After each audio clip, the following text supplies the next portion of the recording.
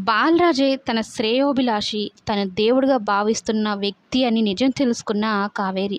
ఒక్కసారిగా కథలో ఊహించని మలుపులైతే జరుగుతున్నాయన్నమాట. ఒక రకంగా చెప్పాలి అంటే ఇప్పుడు కావేరి, ఉష ఒక్కరు కాదు అని బాలరాజు తన తెలివితేటలతో చాలా క్లెవర్‌గా నిరూపించేశాడు. ఇంతటితో అయినా విజయ్ ఈ కేస్‌ని వదిలేస్తాడు కదా అని అనుకుంటూ ఉంటే, నేను మరలా వస్తాను అంటూ ఒక పెద్ద ట్విస్ట్ ఇచ్చాడు. అయితే అసలు మా అమ్మ ఎందుకు జైలుకెళ్ళాల్సొచ్చింది? అసలు ఏమైంది కనుక్కోవాలి. ముందు అమ్మ కన్నా ముందు బాలరాజుని అడుగుదామన్నట్టు చిన్ని వెళ్తుంది కదా! చిన్ని వెళ్ళేలోపే వాళ్ళ చిన్నమ్మతో బాలరాజు మాట్లాడుతూ ఉంటాడు. "రేయ్! వాళ్ళిద్దరిని మంచిగా సెట్ చేశావు సరే. ఇంక నీ జీవితం గురించి నువ్వు ఆలోచించుకోవా?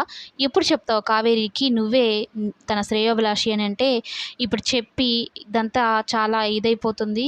అర్థం చేసుకునే మనస్తత్వం ఇప్పుడు ఇంకా కావేరికి రాలేదు. వృధాగా అపార్థం చేసుకుంటుంది. ఇప్పటి వరకు చేసినంత అపార్థం వ్యర్థమైపోతుంది" అన్నట్టు మాట్లాడతాడనమాట. అయితే చిన్ని వచ్చి రాగానే, "అసలు మా అమ్మ ఎందుకు జైలుకి వెళ్ళింది? నువ్వు చెప్పిన అబద్ధపు సాక్ష్యం వల్లనే కదా! అసలు ఏం జరిగింది?" అన్నట్టు బాలరాజుని చెడాపెడా తిట్టేస్తూ ఉంటుందనమాట. "అసలు నువ్వు మనిషివే కాదు, నువ్వు బ్రతుకున్నా ఒకటే, చచ్చిపోయినా ఒకటే" అన్నట్టు మాట్లాడుతూ ఉంటే, ఇంకా చిన్ని వస్తుందని తనకు కనపడకూడదని దాంకుంటుంది భారతి ఆంటీ. ఇక ఆమెకి కోపం వచ్చేస్తుంది. తన కళ్ళ ముందే వీళ్ళకి ఇంత మంచి చేసిన వ్యక్తిని ఇలా మాట్లాడుతున్నారు అని చెప్పని, "అసలు ఏం తెలుసు నీకు? మీ అమ్మ జీవితంలో ఉన్న శ్రేయోభిలాషి ఎవరో తెలుసా? మీ నాన్నేను. మీ అమ్మని ఆ రోజు జైల్లో కాపాడి హాస్పిటల్‌కి తీసుకొని వెళ్ళి ఇదంతా చేసింది ఈయనైతే, నువ్వు మీ నాన్నని పట్టుకొని ఇన్ని మాటలు మాట్లాడతావా?" అనగానే ఒక్కసారిగా ఆ చిన్ని నమ్మదనమాట. ఎందుకంటే ఆ రోజు కోర్టుకి వెళ్ళి సాక్ష్యం చెప్పి కావేరిని అఫిషియల్‌గా అందరికీ తెలిసి తను నిర్దోషి అన్నట్టు తీసుకురావాలనుకుంటారు. కానీ కావేరికి ప్రమాదం జరుగుతుందని కానీ, ఇవన్నీ చిన్నికి కానీ, సత్యం కానీ బాలరాజు చెప్పి ఉండడు కదా! అందుకని ఇప్పుడు చిన్ని అలా అపార్థం చేసుకుంటుంది.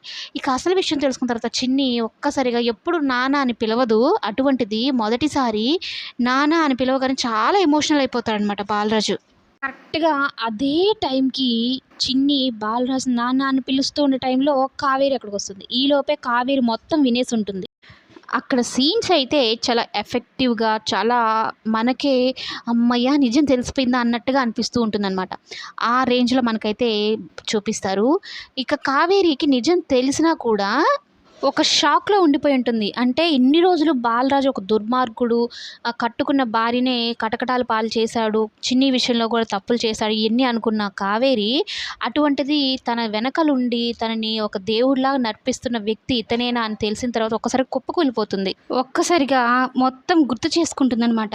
ఒకరోజు తనకు ఎక్కిళ్ళు తగ్గించడం కోసం, "నువ్వు కావేరివే, పీటీ టీచర్ కాదు."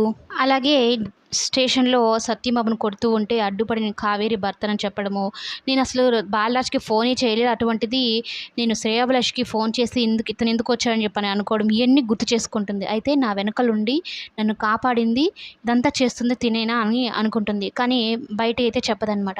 అసలు నిజంగా మారాడా లేదా అని ఇప్పటికి కూడా అంత షాక్‌లో ఉంటుంది. అసలు నిజంగా మారాడో తెలుసుకుందాం అన్నట్టుగా తనకు నిజం తెలిసినా కూడా మౌనంగానే ఉంటుంది.